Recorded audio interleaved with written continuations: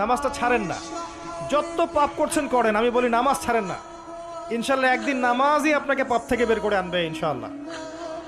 আর শয়তান আপনাকে হতাশ করতে চাইবে, শয়তান আপনাকে হতাশ করতে চাইবে যে তুই তো গার্লফ্রেন্ডের সাথে কথা বললি, রাতের বেলা পর্ন দেখলি, তুই তো ফ্রি মিক্সিংয়ে আছিস, তুই মাদক দ্রব্য খাচ্ছিস, তুই কাজে ফাঁকি মারিস, তুই ট্যাক্স আদায় করিস নাই, দুর্নীতি করছিস, তুই আবার নামাজ পড়বি কেন? শয়তান আপনাকে এগুলো বোঝাবে কিন্তু যে নামাজ তো আমার শোভা পায় না, আমি তো অনেক পাপী মানুষ।